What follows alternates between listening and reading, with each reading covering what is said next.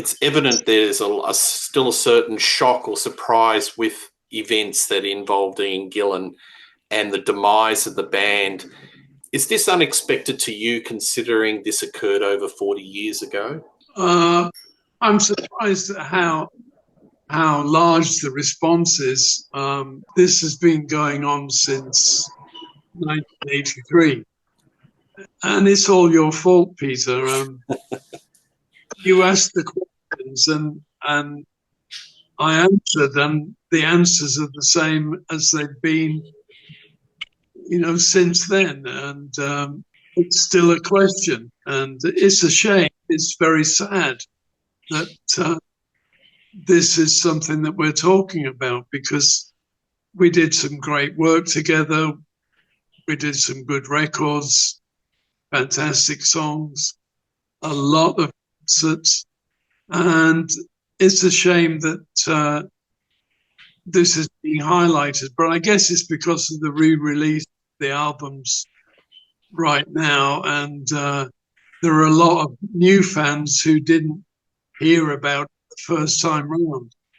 Over here, we're surrounded by a lot of old Gillan fans that know the stories and have lived with it all this time. And we were not employed by Ian Gillan. It would have been better if we had been, because we would have got paid for doing a job, and we did the job very well. But Ian sat us down, and with Mark One, when Ian first asked me to form the permanent band, Mark One of Gillan, and he said, everyone gets an equal share of royalties, concert fees, merchandising, everything. And I was very surprised at the time. And did it sound too good to be true? Kind of, yeah. I was very surprised. If he'd said, I'm Ian Gillan and I get this much more than you, and this is how much you get. I mean, I was just really overjoyed to have the offer of doing it. It came about really through Colin Towns. Did a session for me when I was producing a Samson album, and Colin came in and played keyboards on a couple of tracks, and we built up a relationship from there. And then we did an album as session players, which was the Japanese album. But a year or so later, I brought Bernie Tormé into the band, and once again, Ian sat down with us all, myself, Mick Underwood, Colin Towns, and Bernie Tormé, and said everyone gets an equal share of royalties, concert fees, merchandising, etc. And I, for one, trusted him completely. Why wouldn't I? Yeah, I was very surprised at it, that he was offering an equal share, but that was the situation, and we went on from there. And hindsight's a wonderful thing. Looking back, were there any early red flags during Gillan as to what events would happen later during the band? Is there any sort of events that you go, I must have been, I just wanted it to happen. I wanted the success to be there. I was a big Purple fan, and I was a huge fan of Ian and his voice and his ability. I just wanted it to happen. There were things looking back, when I started working with Ian, I was taking over from one of my bass heroes, Johnny Gustafsson, who I'd been a fan of since he was in the Big Three, the Mersey Beats. Fantastic bass player. And I knew him. He'd worked with a friend of mine, John Ducan in a band called Hard Stuff, Bullet. So I knew Johnny Gustafson. And when I was in the process of taking it from him, I met up with him at Kingsway Recorders, Ian's studio. And the only thing that Johnny said to me was, be careful. And I said, what? He said, just be very careful. And we parted company there. That was a little warning. It didn't really sink in at the time what he meant. And there was a situation on the first tour we did with the Mark I Gillan. It was a gig in a place called, I think, Chippenham, down the M4 somewhere. It was a pretty good gig, and it was fairly full.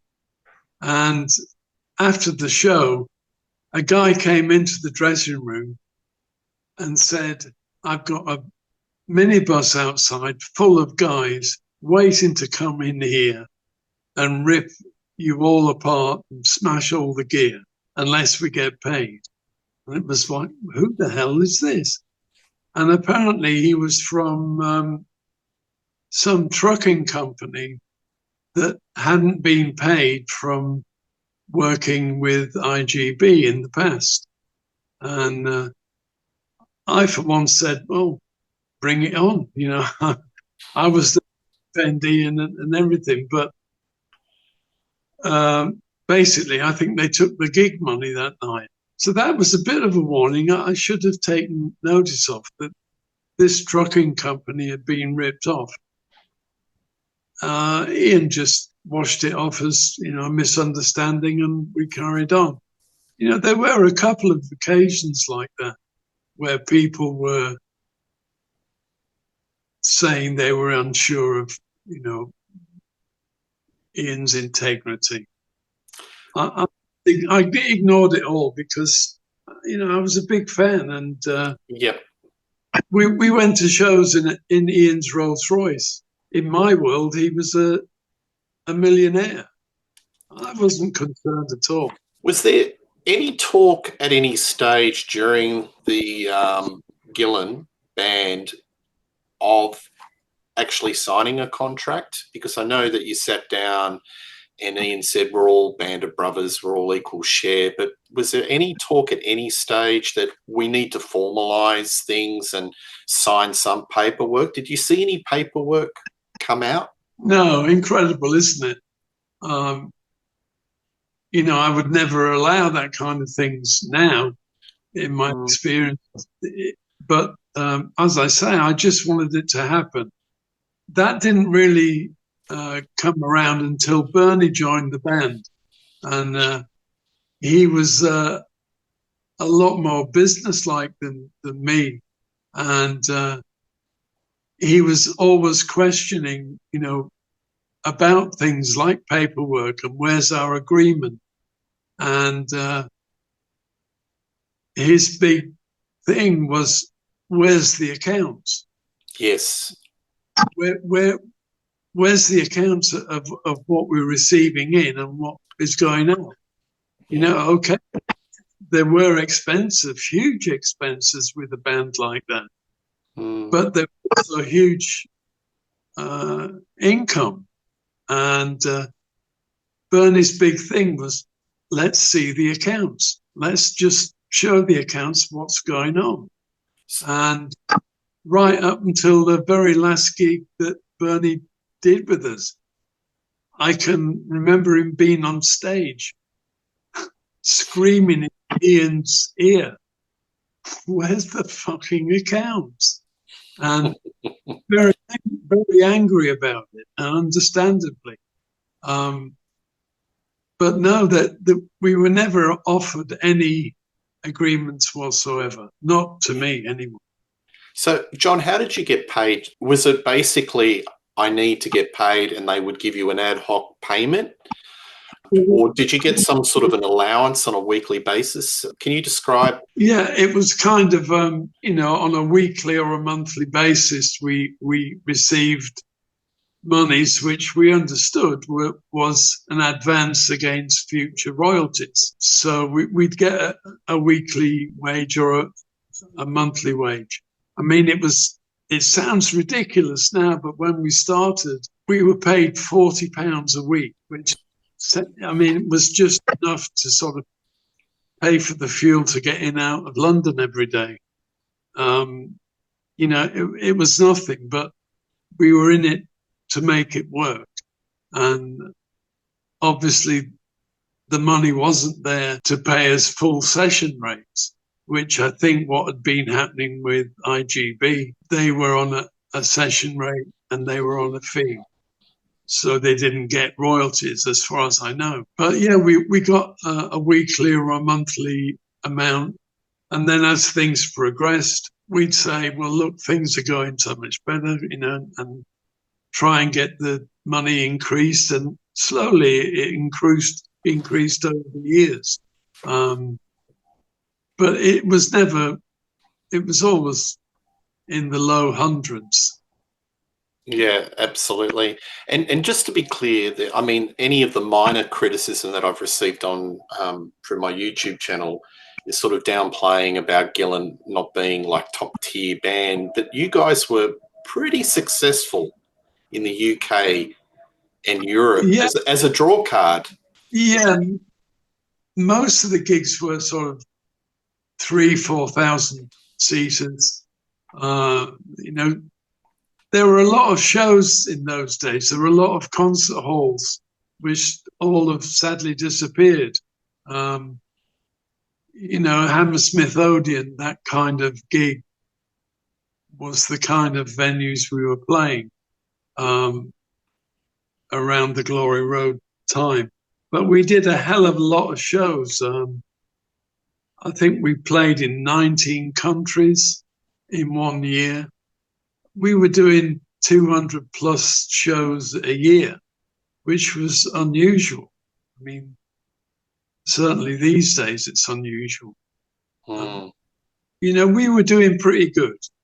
So when you heard that Gillan was breaking up the band and you found out through the tour promotion, did you or any other members of the band attempt to talk with Ian and find out what the hell's happening?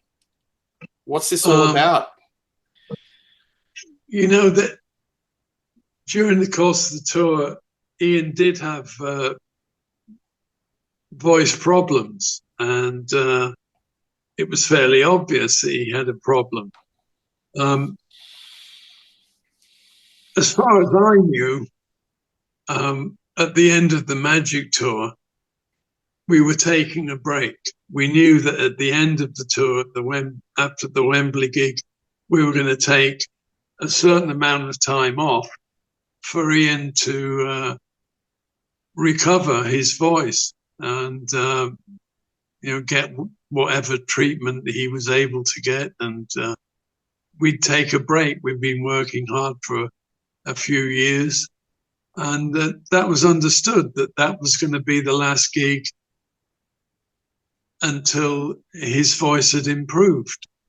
But remarkably, it improved very quickly as he joined Black Sabbath.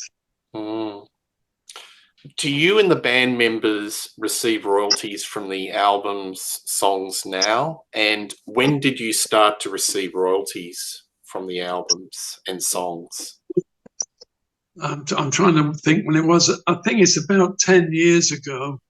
After about 30 years of being chased and different companies that we were chasing suddenly liquidated and changed to another company, and it went on for all that time.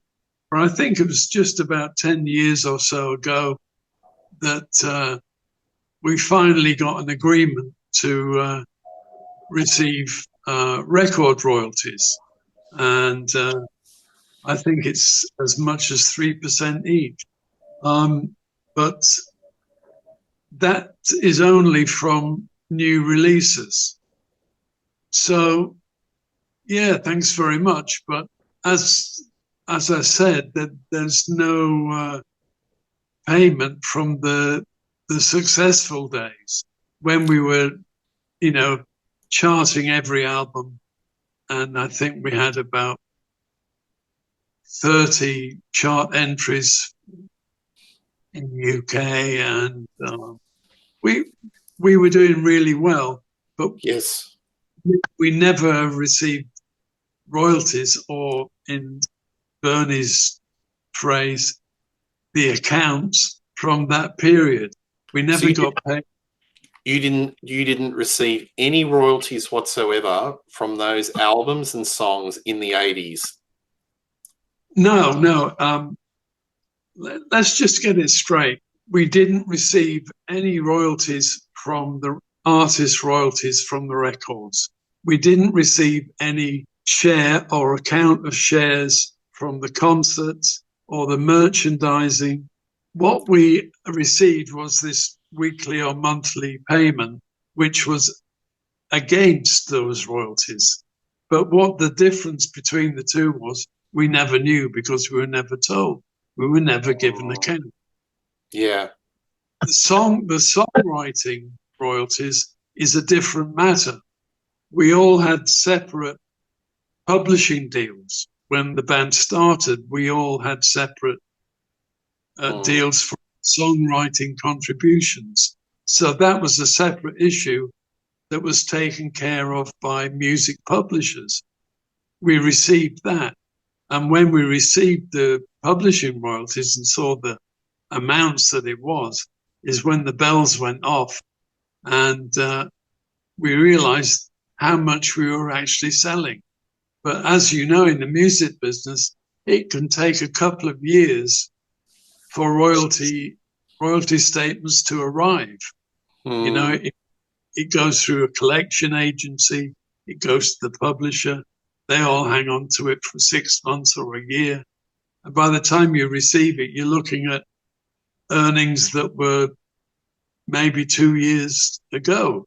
So we all received the publishing royalties, but the rest of it we didn't, apart from the weekly wage. So the band is defunct after the last concert at Wembley. One of the questions one of my viewers asked, and it's an interesting question: did the band ever think about getting a new singer and continuing as a recording and live act, albeit maybe under a different name? Did you consider that? Yeah, briefly we did consider it, but you've got to remember that everyone was in shock.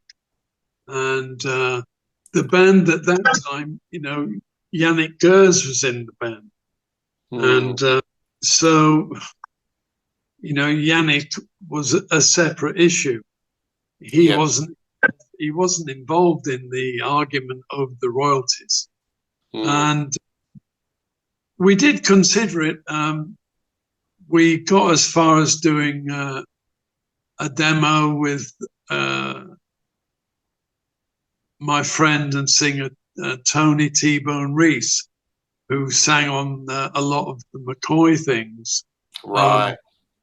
We did a demo, Nick Underwood, myself, Colin Towns, Bernie Tormey, of a song called Night Lights. And it went pretty well.